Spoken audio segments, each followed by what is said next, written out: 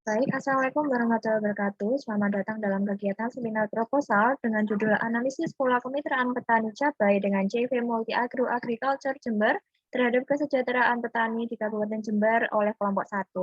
Untuk bab 1 sendiri akan dijelaskan oleh Saudara Rizka, dipersilahkan.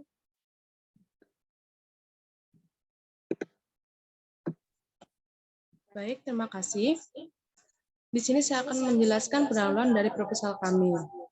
Untuk latar belakangnya, subsektor hortikultura merupakan salah satu subsektor yang paling penting di Indonesia, di mana sumbangan terhadap PDB pada tahun 2020 sebesar 1,62%, yang mana salah satu kontributor terbesar yakni komoditas cabai merah.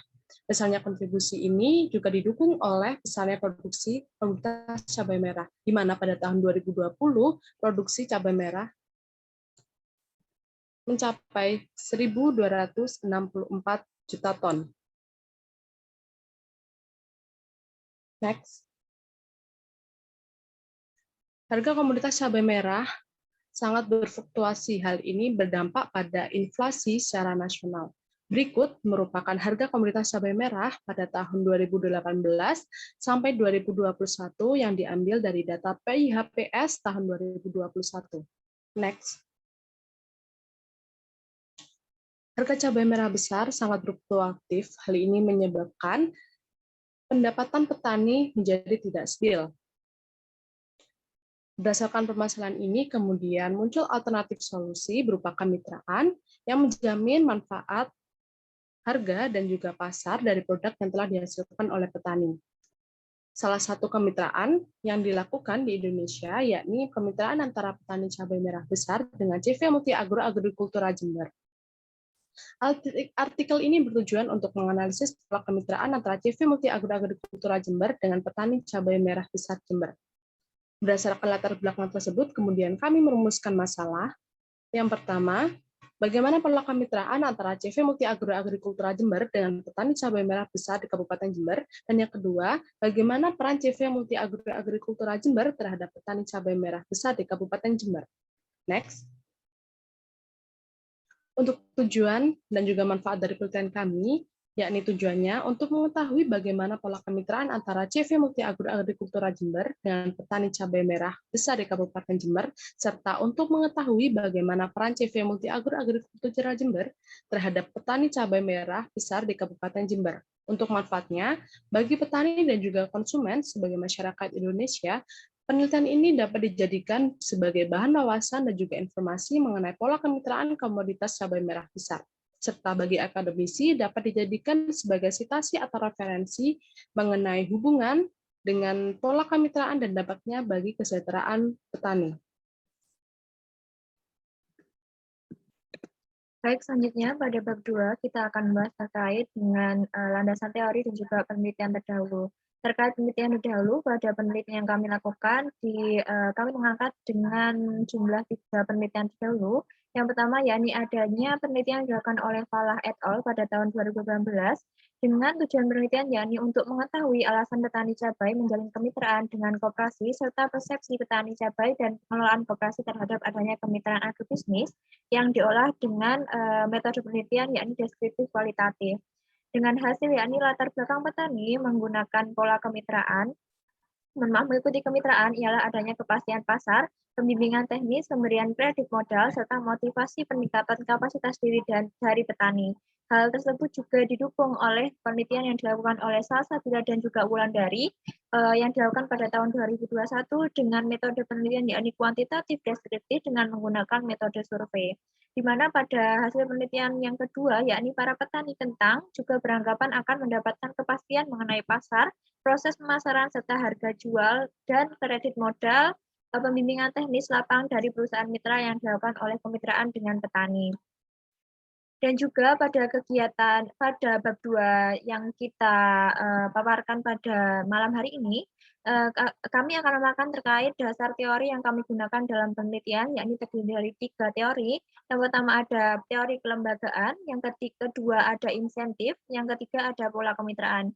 Di mana teori kelembagaan diartikan sebagai teori institusional adalah terbentuknya organisasi karena adanya tekanan lingkungan institusional yang menyebabkan terjadi institusionalisasi, di mana teori kelembagaan menggambarkan hubungan antara organisasi dengan lingkungannya. Dan juga didukung oleh Scott pada tahun 2008, di mana menjelaskan terkait teori kelembagaan baru merujuk pada 3 pilar, yakni pilar regulatif, normatif, serta kultural kognitif. Dan selanjutnya adanya teori pola kemitraan. Di sini pola kemitraan sendiri menurut Rahmat tahun 2004 diartikan sebagai kerjasama antara dua pihak atau lebih yang membentuk suatu ikatan kerjasama atas dasar kesepakatan dan rasa saling membutuhkan. Di mana menurut Hafsah pada tahun 2001, pola kemitraan yang dapat dikembangkan di Indonesia terbagi menjadi beberapa kelompok. Adanya pola kemitraan sederhana, yang kedua pola kemitraan tahap madya, dan yang ketiga ada pola kemitraan tahap utama. Dan juga di mana di kemitraan sendiri terdapat 5 bentuk kemitraan menurut Sumarjono tahun 2004, yakni pola kemitraan inti plasma, pola subkontrak, pola kemitraan dagang umum, pola kemitraan keagenan, dan yang kelima ada pola kemitraan kerjasama operasional agribisnis atau KOA. Dan yang terakhir, kami menggunakan dasar teori, yakni teori insentif, yang diartikan sebagai penghargaan dalam bentuk uang, ataupun diberikan kepada mereka yang dapat bekerja melampaui standar yang telah ditentukan. Menurut Manulak pada tahun 2004,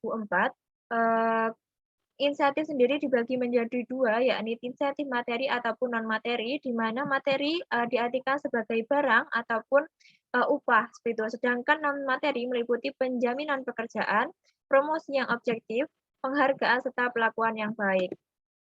Dan juga pada bab 2, kita akan membahas terkait kerangka konseptual yang kami gunakan dalam kegiatan penelitian yang kami lakukan, yakni didasari adanya fluktuasi harga pada cabai merah di pasar, sehingga menyebabkan tidak stabilnya pendapatan petani.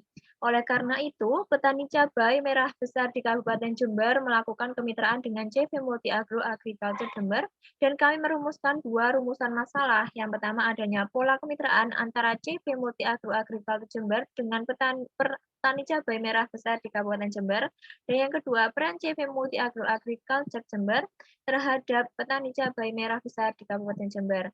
Dan kedua rumusan masalah tersebut kami analisis menggunakan alat analisis Maltz and Habermas, sehingga hipotesis yang kami atau jawaban sementara yang kami gunakan atau tujuan, yakni pola kemitraan antara CV Multi Agro Agriculture Jember terhadap persepsi petani cabai merah besar di Kabupaten Jember.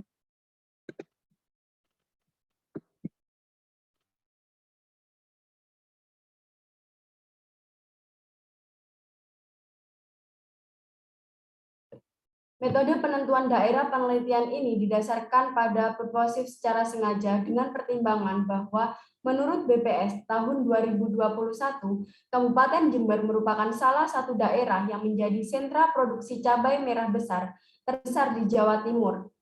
Salah satu perusahaan yang mendukung peningkatan produksi cabai merah di Jember adalah CV Multi Agro Agriculture. Selain mendukung produksi cabai merah, CV Multi Agro Agriculture Jember juga melakukan pola kemitraan dengan petani cabai yang bertujuan untuk meningkatkan kesejahteraan dengan cara bekerja sama dengan PT Indofood.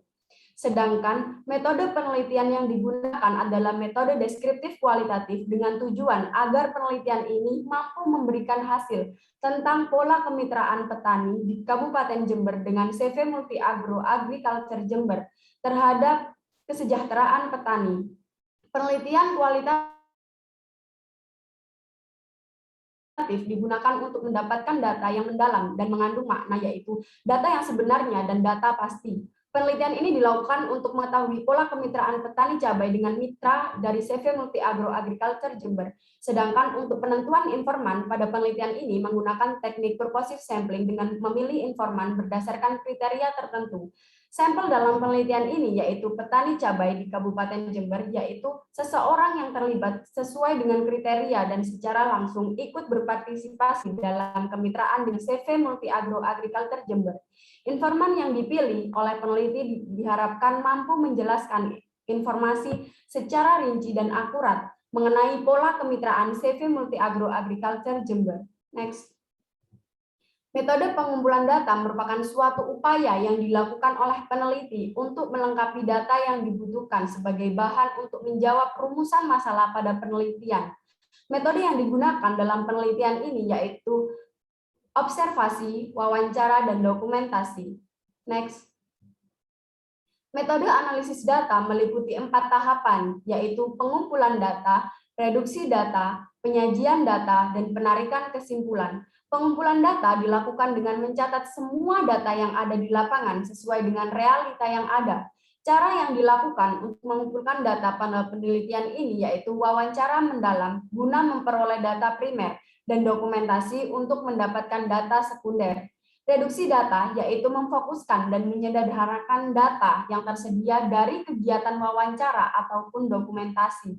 Serta untuk penyajian data digunakan salah satunya sebagai tahap pemantapan dan memudahkan peneliti untuk memahami apa yang akan terjadi serta apa yang akan dikerjakan.